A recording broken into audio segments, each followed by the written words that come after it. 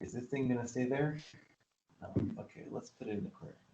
Okay, cool. So I'm going to start in English because I'm still not very good at doing French scientific presentations. But please ask any questions in French if you like. So the title of my talk is Sort-Based Gradient Descent Learning Algorithms for ROC Curve Optimization. And this is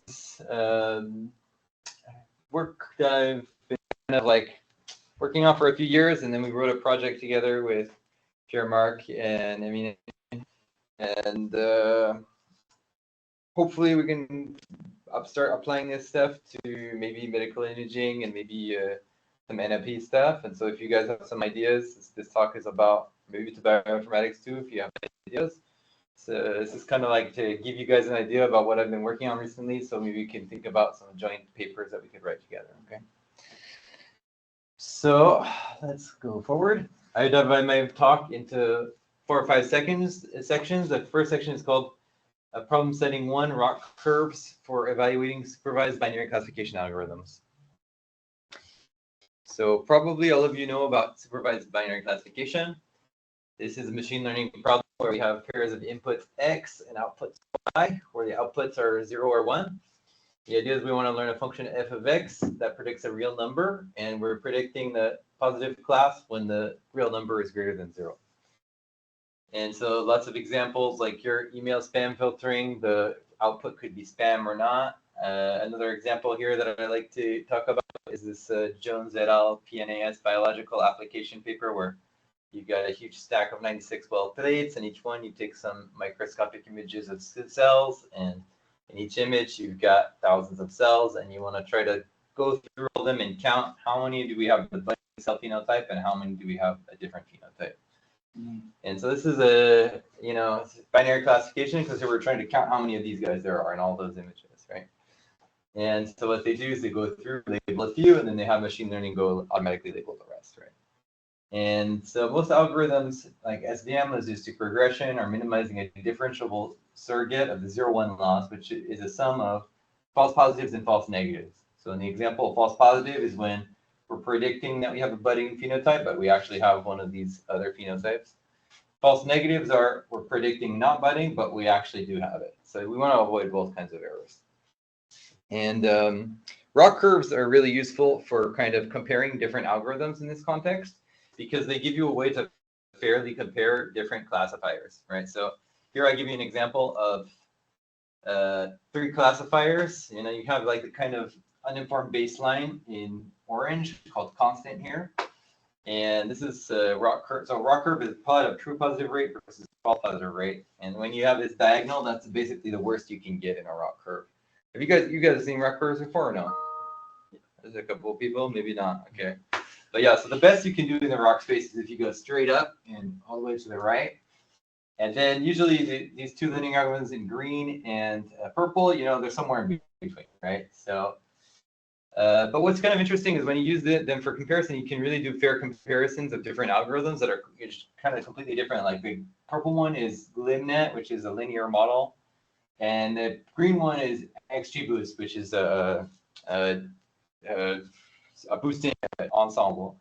So you can see that the default threshold of XGBoost gives you a false positive rate of about 24%, whereas the default the linear model gives you a false positive rate of about 4%. So it's like you compare the two, and it's kind of like comparing apples and oranges. Just because the default threshold is gives you totally different false positive rate. So if you just look at the overall error rate, you would say, okay, well, XGBoost gives you 22% errors, so that's not very good relative to this linear model, which only gives us 17% errors, right? So we should prefer the linear model, right? But actually, if you adjust the threshold and control for the same false positive rate, we can see that actually the XGBoost is quite a bit better for that same false positive rate.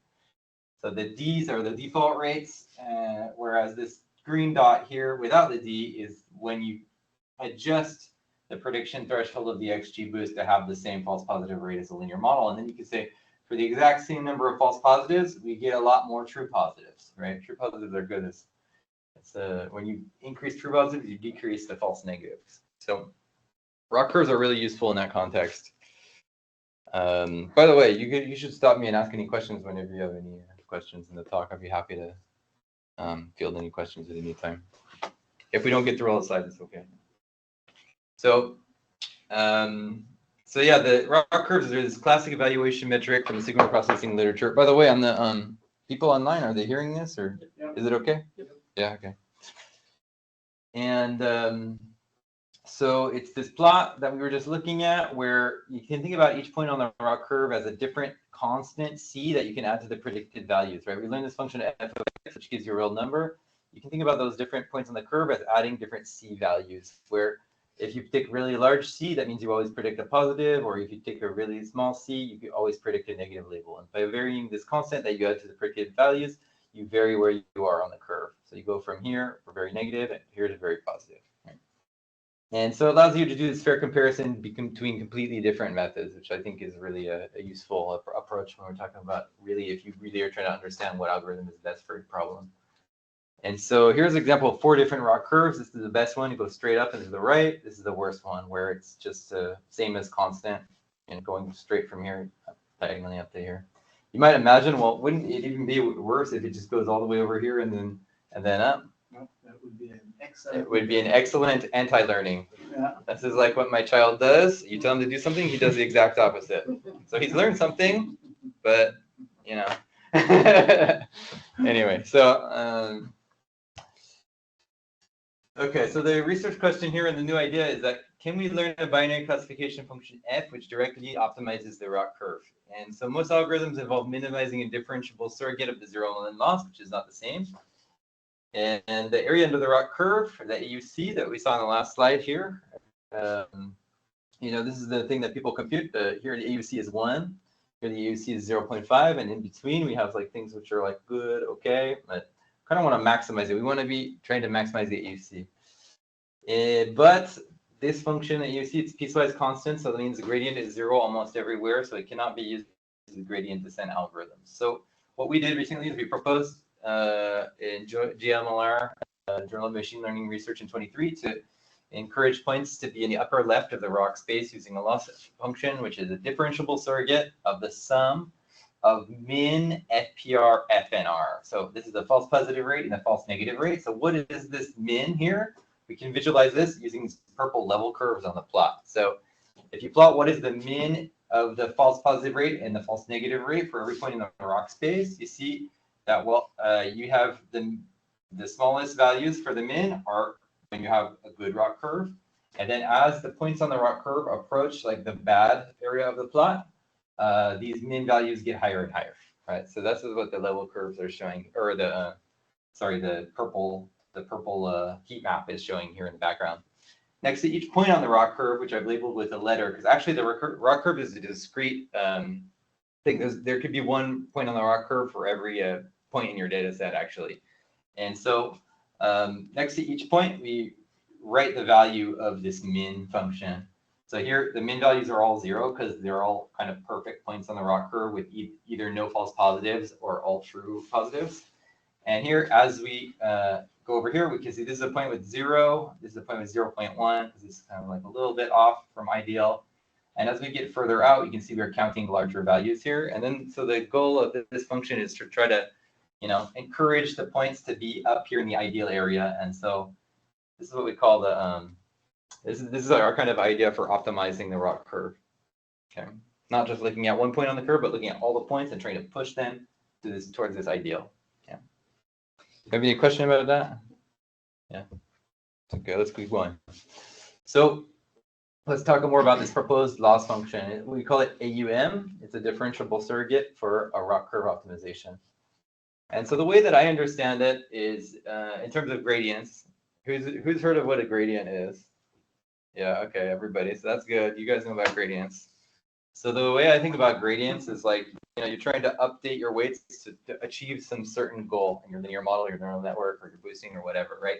And so what are we trying to do here? In the context of a ROC, I visualize the gradient using these arrows. Here, this is just me drawing on the figures to kind of tell you my interpretation about what's going on. So in the usual case, when you're using the logistic loss and you have class imbalance, what happens is, you know, here, for example, if you have lots more positive than negative examples, here are like about 20% positive and 20% positive and 80% negative.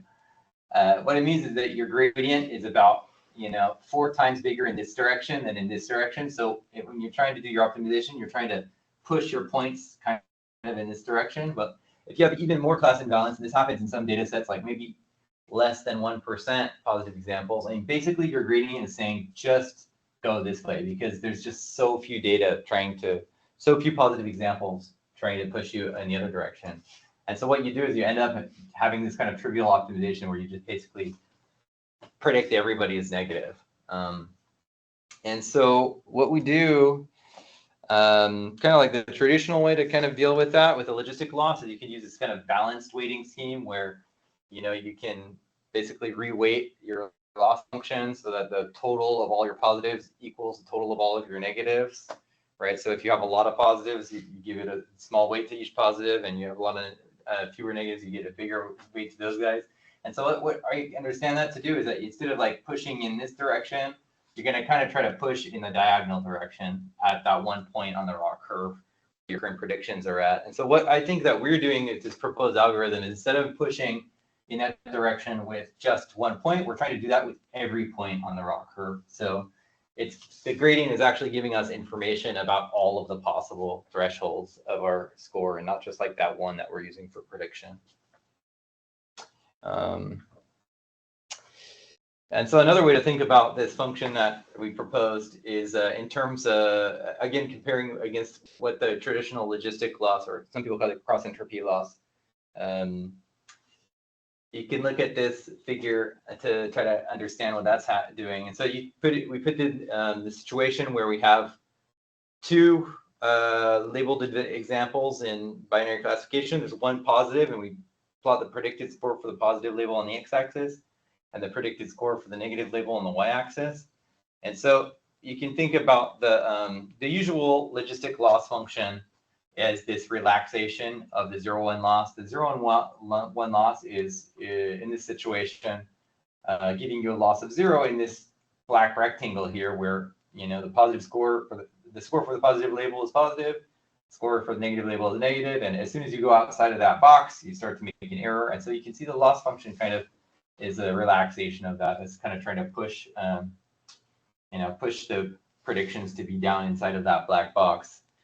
Whereas with the AUM, our proposed loss function for the ROC curve optimization, you see that what it's doing is the level curves of the loss are going up kind of along after this diagonal, this gray diagonal signifying what is the correct ranking of the two scores. So basically, as long as the predicted score for the positive label is less than the predicted score for the negative label in this area, it's okay. And then as soon as you start to get the positive score to be less, then you start to increase the loss values. And so you can see that actually, the logistic loss is kind of constraining the solution more. And so maybe the optimization here might be a little bit easier because there's a larger part of the space that satisfies kind of like the min error requirements of the scores being ranked correctly.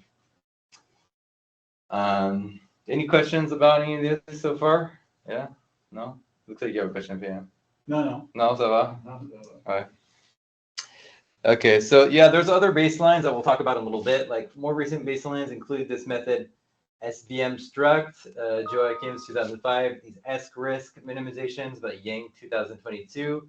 And with another one of my students, we have a method based on the all pair squared hinge loss. And all of these methods are trying to sum over pairs of positive and negative samples. So you have a loss function L, which is defined in terms of differences between scores of the positive and negative examples. Just like we're visualizing here, it ends up being very similar to what we do with the proposed loss function.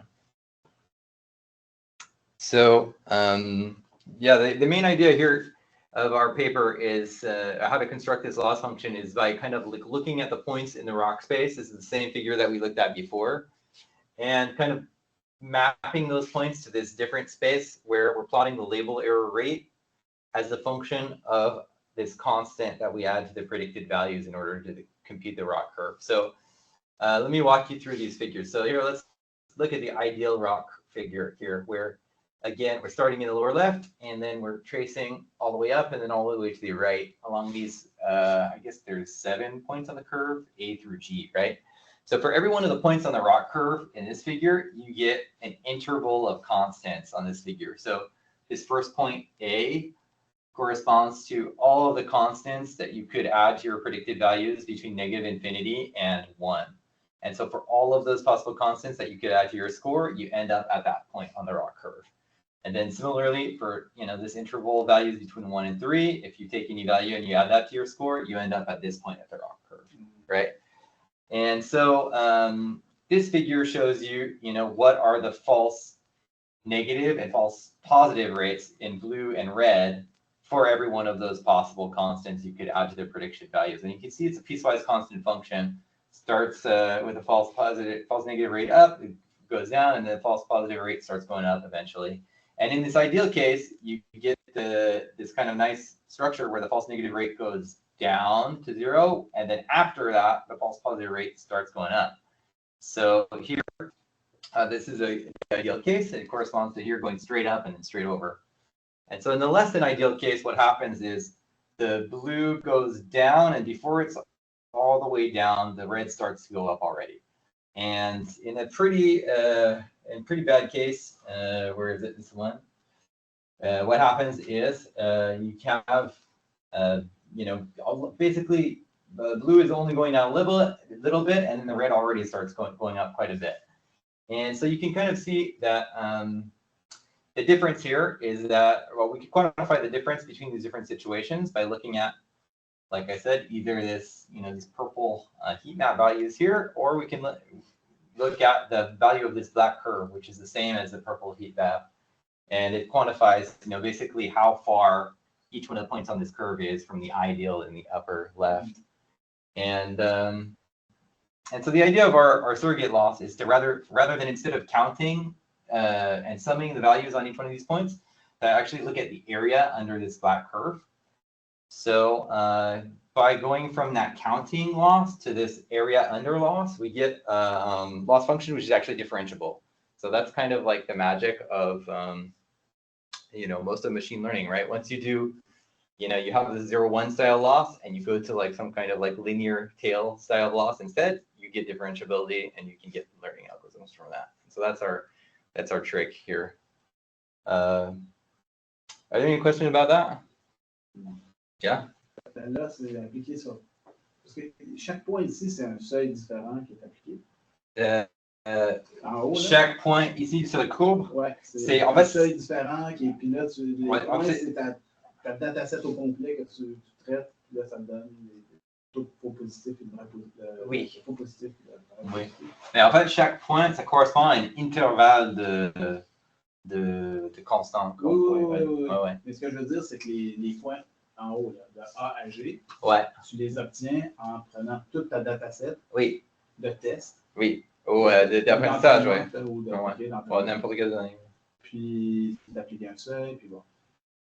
Oui. Là en bas, c'est un truc pour avoir une loss.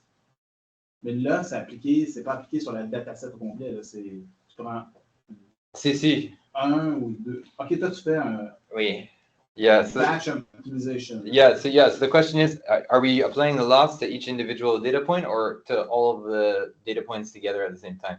And so the answer is, we have to compute using at least one positive and one negative example, right? You can't get a ROC curve unless you have something to put on each axis, right? Okay. So you can't just do it one point at a time. Donc, si tu fais des optimisations par mini-batch, par exemple, oui. Fait que là, tu calculerais ta courbe ROC avec juste ta mini-batch, c'est ça? Right, right. Okay. So the question is, do we want to do, can we do a stochastic gradient method where we use a mini-batch with not just one sample, but maybe, 10 samples, like 5 positive and 5 negative every time or something like this? Actually, this is a really interesting question that we haven't really explored to a great extent, and that I think could be an interesting follow-up paper, right? So what is a good way of choosing the batch size when we try to do this method in a stochastic gradient setting? Because obviously you need one observation of the minority class, otherwise you won't get any gradient because you're just going to get a value of 0. You can't make a ROC curve, right? So there's got to be, probably using the whole data set is not ideal because you got a lot of repetitive information, right? So there should be some sweet spot, just like with any stochastic gradient method. I don't know what is a good value for picking the batch size though, so it could be an interesting paper to write. il n'y a pas eu d'autres méthodes qui ont utilisé l'air sous la courbe pour entraîner. Si, en fait, il y a d'autres. The question is, are there other methods Parce that? Parce que tu en parlais tout à l'heure. Bah oui, attends, it's this figure. Ah oui. Yeah, Okay. so there are other methods which attempt to do this, but with different relaxations. So the previous relaxations are all based on this idea of summing over all pairs of positive and negative examples. And so what we're doing instead is we're summing over all points on the ROC curve, which is. OK, donc il n'y a pas aucune autre méthode qui utilise une loss qui est directement dérivée de l'air sur la courbe, c'est ça? That's my claim. Yeah, Okay, I mean, okay. you could interpret these guys as doing other relaxations of the area under the curve. Et pourquoi ne pas juste prendre l'air sur la courbe? Attends, je sais pas si ça marcherait. Quand tu as une loss qui n'est pas différentiable, tu peux utiliser des méthodes de RL, reinforcement learning. Ah bon? Quand tu as une loss que tu ne peux pas différencier, tu peux utiliser du RL. On appelle ça un récompense, un reward. Ça n'a pas besoin d'être différentiable. Donc, je ne sais pas si personne n'a. OK. Je sais pas. OK, d'accord. Yeah, there's a question about maybe using a different kind of approach to ROC optimization based on the reinforcement learning, but I don't know. I haven't heard about anything like that. Yeah, it's possible. I don't know. But I mean, I think even in reinforcement learning, you need gradients somewhere, right? I mean, it's kind of like most. Oui. Yeah. Tu as un gradient, mais faut comprendre la théorie, mais le gradient, c'est obtenu différemment. L'algorithme le plus simple, c'est l'algorithme reinforce. Et oui. Yeah, we could talk about it later. You have a question, Ariane? Oui, en fait, pas certaine de comprendre la figure du bas. Ouais. L'air grisâtre représente quoi exactement? Okay, the question is, what does this area in gray represent? And so for me, this represents the loss function that we propose, and this is the area under the minimum of the false positive and false negative rates. So the minimum of the false positive and false negative rates is the same as this purple heat map function. It's quantifying how far away the point is from the ideal in the upper left here. So when the area in gray starts to get bigger, that means that basically the curve is getting farther away from this ideal. That's one. It's our kind of way of quantifying how bad our predictions are. Right. So as you see as the curve gets better here, the gray area gets smaller. So our relaxation is basically going from this problem of trying to optimize AUC, which is not actually tractable because it's piecewise constant, to we start to try to minimize this quantity, and this actually turns out to be a tractable problem with gradients. Did it answer your question or no? Mm-hmm. Yeah. Okay. Just to follow up. Yeah. So what did you use as a batch? So you said. So for optimize, so did you use the full data set? Yeah, we use the full data set in our first paper. I think we use like some heuristics, like just take 100 samples too, but yeah, we didn't really try to optimize it. So yeah. Okay, and so you might want to see an equation about how we actually compute this thing instead of me waving my hands and telling you that we can compute it. So the way that I think about computing this thing is by looking at these thresholds and saying there's T1 to Tn thresholds, and these are these like gray lines in the figure where the minimum, the error rates are changing. So there could be as many as the number of data points in the data set n. And so we assume that there's corresponding min error values m1 to mn. That's the value of the back curve here. And so if I is an indicator affection, which is a 0 or 1, depending on whether the argument is true, we can define this as this sum of the min over all the points on the curve as there's a sum over this indicator function times min value. And so the indicator function is measuring if the threshold is the same. So basically it says whenever you go to a new interval here, you're always going to count what the min value is in black.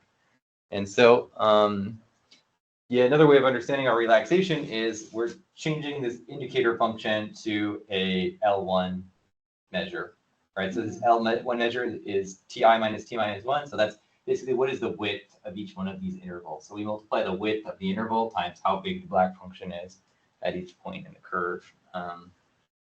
And so, yeah, that's kind of my way of understanding why this works. Just like, you've probably heard about the lasso regularization, L1 regularization for linear models.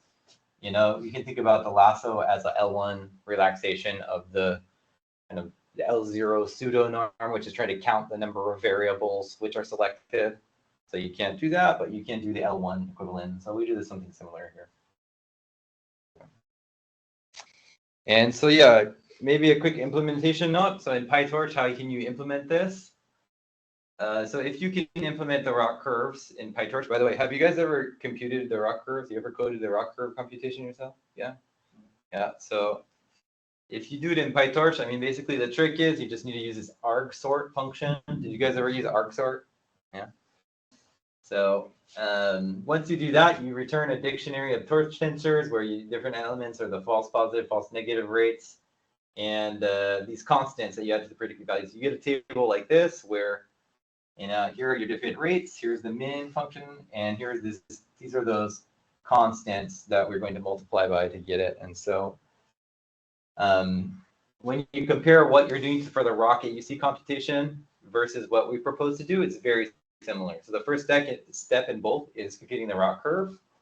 And after that, the ROC AUC is computing a difference of false positive rates and then a sum of true positive rates using this traditional trapezoidal area formula, and then you do a torch sum operation. Whereas with the AUM, what we propose to do is we propose to first compute this minimum of the two error rates, and then the difference between these constants on that diagram, and then you sum the product of these two. So it turns out this function is not differentiable, or its derivative is always 0, and this function, you actually have some derivatives that you can use for learning. So it's very similar, but yeah. So it turns out this function is a drop-in replacement for their usual logistic cross entropy loss. So you can just use this code in any one of your learning your algorithms with any binary classification data set, and it will work. And here's a visualization about what the gradients look like. If you want, you can look at my blog and see the code that I use to make this figure. And so here we have two objectives on the left and right. This is the proposed AUM loss function versus the usual ROC AUC function. And here what I'm doing is I'm plotting the function output and its two derivatives with respect to two predictions. Here's the prediction with respect to a positive example and a prediction with respect to a negative example, and we're computing the difference. So we want that difference to be positive, and when the difference is positive, we have an AUC of 1. When the difference is negative, we have an AUC of 0. And we see with AUM is 0 over here when the prediction difference is on the good side, and it starts to go up linearly when you start to go on the bad side. And so here, because it's just flat here and here, you can see that the derivative is always 0, whereas here, when you have less than ideal predictions, you have gradients here. It says, this is the gradient for the negative example, this is the gradient for the positive example, and so as it says here, you would need to increase this guy and decrease this guy to get better predictions. Right? So, any question about that before we go on? Okay, thanks for your presence. Yeah. Okay, so here's some results comparing AUM with a weighted logistic loss. So this is a result from our GMLR paper. We used two image classification data sets, fashion MNIST and MNIST. We did first class versus all the rest of the classes, I think. And we used some convolutional neural network architecture here, batch size of 1,000. We varied the step size in this range of step sizes, and we only keep the best one. And then we are using two versions of our AUM, one which uses the kind of the rates, the false positive rate and false negative rates, and then also a version that uses the total counts. So this is kind of like a weighted versus unweighted version, just like they do with the logistic loss, where here we have a weighted and an unweighted version of the logistic loss where, the unweighted one is uniform weights of 1 for each sample, where the weighted one is where you have, you compute the class frequency and you use those to do the weights so that each class has the same weight over the whole data set. And so what you see is that, in both cases, kind of as expected, when you do the normalization with the weights, you can see that there's an improvement. Here we're plotting the test AUC. So you can see it's always getting a little bit better when we do that normalization. And also, we can see that, the proposed method, especially in this data set, is a little bit better than, what you would get if you just use the traditional logistic loss. So a few AUC points better. And another result here is looking at here 2 axes, gradient descent learning epochs on the y-axis, and then best validation AUC on the x-axis. So we're looking at computation time and accuracy at the same time in the figure. And here are 4 different image classification data sets. The 3 loss functions we look at in this figure are the proposed AUM in black, the all pairs squared hinge loss, which is the recent alternative that I mentioned before, a bunch of different algorithms are based on, and then purple, the logistic or cross entropy loss, which is the classic baseline. And so you can see in all 4 data sets that the proposed method in black is the one on the right. So that means it's got the highest validation AUC. So it's doing the most accurate on all the data sets. And you also see by looking at the y-axis that it's often faster or about the same as the other ones. So here you want it to be kind of like a low number of gradient descent epochs to get the best validation AUC. So here you can see like it's only using, I don't know, 50 or so epochs of learning versus 1,000 with the usual logistic loss. And so that's good. Here you can see it's taking a little bit longer, but it's like 10 versus 20 or something. So that's not a huge difference. These are log scales, right? So when you see that here, it's only taking like on the order of 10 epochs, that's a lot faster than, thousands of epochs of learning over here. And so you might ask how, but with our method, the time per epoch is slower, right? Because we have to do that sort operation. But my aim here is that, we're going from ON to ON log n, so the log factor is very small, so it actually doesn't really affect the computation time too much. Ça, ça marche bien quand tu as des datasets débalancés. Parce que si tu es parfaitement balancé, si tu as tes courbes comme ça pour la cross-entropie, là, tu es exactement sur la zone. Right. Yeah. So the question is, this is results for unbalanced binary classification. And so when we have balanced classes, we don't need to do this probably. And you probably just use the regular logistic loss, no normalization, it's probably fine. Yeah. Okay. Yeah. Okay, so. C'est pertinent en segmentation d'image. Oui? Oui, parce que c'est toujours débalancé. Toujours, oui. Je pense que dans pas mal de. 90-10 même, c'est souvent 90-10. Ouais. Yeah, I agree. So the observation is that it's very often unbalanced in the image segmentation problems, and yeah, there's a lot of real world problems where you just naturally have a lot of imbalance. So I think there's probably very large applications of this kind of method. And these are averages, right? Like the points. It's not. Like Yeah. You have multi kind of one versus all, right? That's a good question. So so here I convert all of these are 10 class data sets, and so I convert them all to binary data sets by just taking the first class and calling that a negative, and all the other classes are called positive. So yeah, that's another interesting question about how do we adapt this method to actually handle the 10 class case. We haven't written that paper yet, but there are some generalizations of the ROC curve to the multi-class setting. And so we could think about also generalizing our method to the multi-class setting by looking at how those ROC curve generalizations work. So I think typically what they do is they trace one curve for each class, and then they try to take the average over all the classes, right? So we could do the same thing here. We just haven't implemented it yet. If you know of a student who wants to work on it, please tell them to contact me. Okay. Yeah. Anyway, so we only have about 10 minutes left, but let's have a quick discussion about this first section. Classic baselines are simple, which summing over all the samples, like the logistic loss. So the proposed AUM loss is similar to recent losses that sum over all pairs of positive and negative examples. Both can be implemented by sorting the predicted scores. The proposed AUM loss is using a different and novel relaxation. And I'm not sure why it works better. Like in this figure, you can see that, the orange one, it's working about the same in this case, but here it's working a little bit better. Here it's working quite a bit better than the orange one. I'm not sure why, because, both of them are supposed to be doing ROC optimization. So somehow the relaxation that we propose is sometimes more effective, and I'm not sure why. So that's an interesting question to investigate. Proposed AUM loss can be used as a drop-in replacement for the logistic binary cross entropy loss. And so, yeah, I gave the code on the slide. And if you look at my blog, you can actually execute the code and it works fine.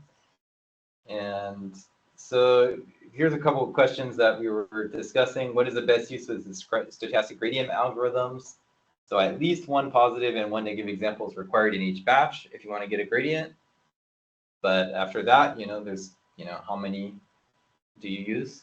How many do you really need to get good results? I'm not sure. And then, we could think also about margin-based algorithms like SVM. I know nobody likes SVM anymore, but I think SVM is kind of interesting, because you get this sparse solution, so you can kind of represent the prediction function as a small fraction of your input training samples. And the reason why you get that sparsity is because you have an L1 hinge loss plus the L2 kind of regularizer, which is doing the margin maximization, right? But I think with what we're doing, we also have an L1 style loss. So if we also have a plus L2 kind of penalty, we could probably get the same kind of sparsity that we're getting in SVM. And there might be an interesting kind of novel structure to exploit. Probably a difficult paper, but if you have a student that is interested in that kind of thing, I'd be interested to work on that. And yeah, so it works well in the binary classification. And the question is how to adapt it to multi-class setting or other problems such as ranking or information retrieval. So for example, this guy that I proposed to work with in our team grant at University of Laval, Ken Sudakan, he's doing the same kind of ROC analysis, but instead of looking at the area under the curve in his field, they look at what's called the equal error rate. Have you guys ever heard about that? I think I told you about that the other day. So the equal error rate is basically if you take a diagonal going in the opposite direction here, you try to figure out which point on the curve is like closest to that diagonal, right? And so instead of looking at all of the guys on the curve, so when you look at the ROC, curves here, we look at the area under curve, and so you're considering all the points in that computation. So what they do usually is they just say, okay, well, we know the best point has to be along this diagonal, so let's just take a look at whatever point is on that diagonal. Let's just use that guy. Instead of averaging over all the possible thresholds, you're just looking at the best threshold, basically. So, but it turns out, I think we can adapt our same kind of geometrically based loss function to that context. And I think what it would end up to be is just a small modification of this code. Instead of making a sum here, we're basically just doing a max or a min. Probably a min, I think, yeah. So anyway, so all I have to say is that, there's a lot of other ways that people are using ROC analysis in different areas, which are slight variations of what we're doing. Another one is the area under precision recall curves. I don't know if you guys ever traced the precision recall curves, but it's related to the ROC, not exactly the same thing, but we can use the same kind of relaxation if we wanted to optimize that, instead of doing the... Anyway, so all that to say is I think there's lots of interesting follow-up papers to this line of work, and so that's why I try to propose to do something with you guys about that. And I have like a bunch of other sections, but I think I'm just going to skip because I think we don't have enough time. So yeah, I have a whole a section about supervised change point, that I won't talk about that, and instead we'll just go to here, this is my last slide that says another line of future work is line search for nonlinear prediction functions such as neural networks with relative activation. So the whole section that I just skipped, turns out you can do line search to make this very efficient. You guys know what line search is?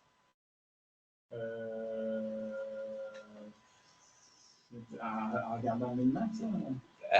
No. Non? Okay. The min-max? Le long d'une ligne. Well, yeah. So, huh?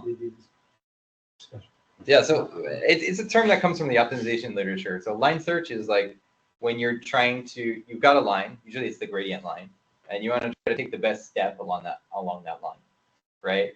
So in machine learning, we have the learning rate. That's the step size in optimization. And the question is, how do you pick the step size? Actually, we talked about that in my class the other day. I was like, sorry, guys, there's no magic step size. You have to just try a bunch of step sizes and see which works for your problem, right? And that's unfortunately the state of the art, usually, right? I mean, yeah. Yeah, of course. But even the momentum and the atom methods, they all have their own step size that you, sometimes more than one that you need to choose, right? But anyway, so with the line search, it's actually trying a bunch of different step sizes like 0.1, 0.01, you know, etc. You try a whole range of sizes and you pick whichever one gives you the best improvement, right? Mais line search, tu peux commencer puis chercher puis optimiser c'est quoi l'endroit qui est le meilleur. Yeah, exactly. Yeah. So you try a bunch of different sizes. You see that, okay, well, 0.1 is too big, 0.0001 is too small, but in between you got a sweet spot where you decrease your loss really rapidly, right? That's a line search. And so it turns out for this kind of problem, if you look at the structure of the loss, it's got this like piecewise linear kind of structure where you can actually follow the path and you can actually figure out what is the best step size very, very easily, at least in the case of the linear model. And so interesting kind of future work would be to see if we can exploit the ReLU activations, which are really popular in the neural networks these days. And, you know, if you have a neural network with the ReLU activation, you also get this piecewise linear, so you can also maybe get an ideal step size in that case too. But yeah, let's maybe we can end there and talk about like maybe possible future papers that you guys think about. Il y a des questions à distance? Ouais.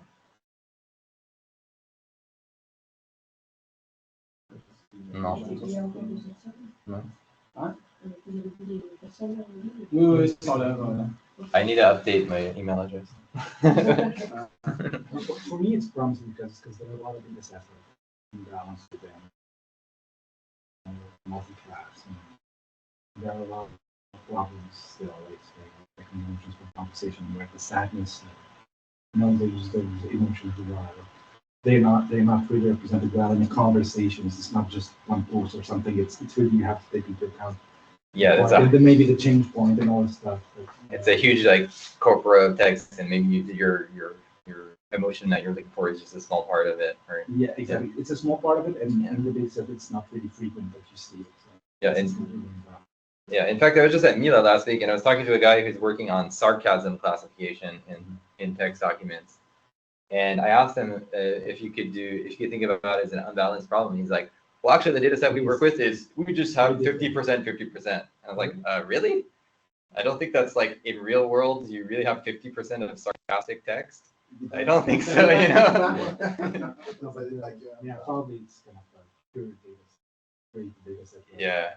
No, but there are a lot of sarcasm. Yeah. I guess in the real world, you often have the sarcasm, but I think in the machine learning kind of research, often they create these kind of balanced data sets because, you know, it's just easier to train. Ouais, comme quand il y a des maladies rares, puis on dit une ça pour balancer, mais dans les faits, c'est un cas sur un million. Yeah.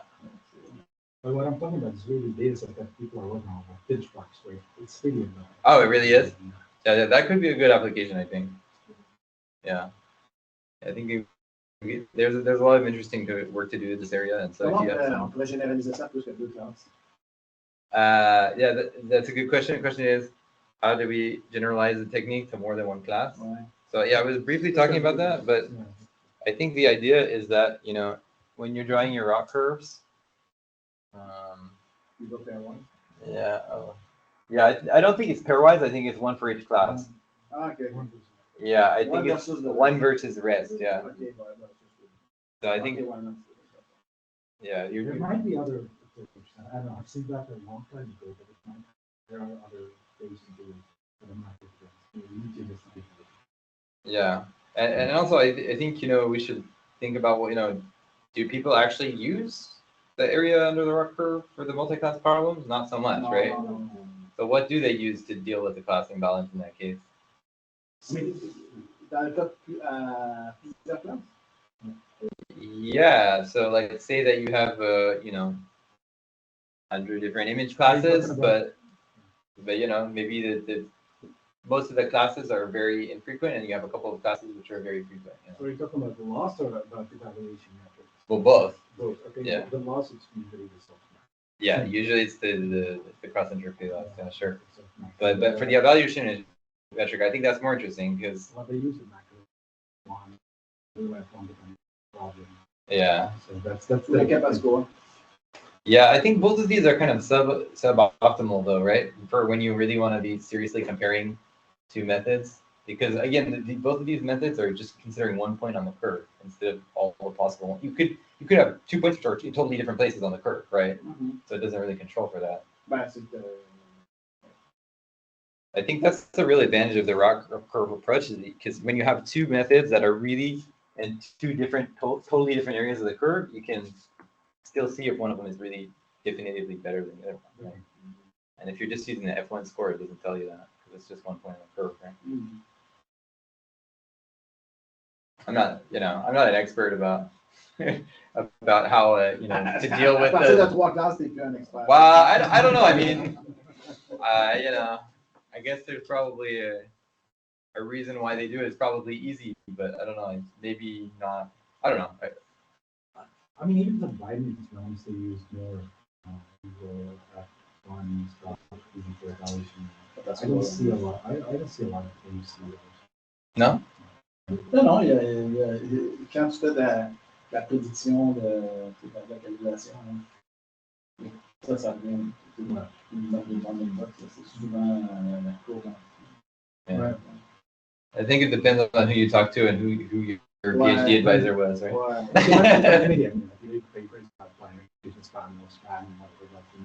It's not necessarily, well, they may use it because it's in balance, but it's not like only the standard, like the reference standard. Yeah. Yeah. As he said, yeah. Yeah, and I think if it's not very imbalanced, then you probably don't have much of a problem about maybe one algorithm is up here and the other algorithm is down there. So maybe you don't really need it. But when you start to have imbalance, it starts to become interesting. It's more solid evaluation. En segmentation, je pense que c'est intéressant. Parce que tu as une image, tu as 10 000 prédictions. Tu as une image. Une segmentation, oui. Oui, chaque pixel est classifié. Donc là, je veux dire que tu as une batch de n égale à 1, mais une donnée en entier, mais 10 000 prédictions. Oui. Donc, une petite partie qui est positive. Non, probablement une partie universitaire qui est. Anyway, I would like to let the people who want to go because it's already past their time. But I'd like to thank everybody for their participation. Thank you. Yeah. And I'm sorry I couldn't have time to present everything, but we can talk more later if you guys want. Next time. Are we gonna go for a beer now or what? Faut se présenter, faut se préparer 25 minutes d'avance. 45 minutes d'avance. 45 minutes d'avance. Yeah. How was the exam yesterday? It was okay. Yeah. I had a few students who were excited to discuss the solutions with me afterwards, so I think that's probably a good sign.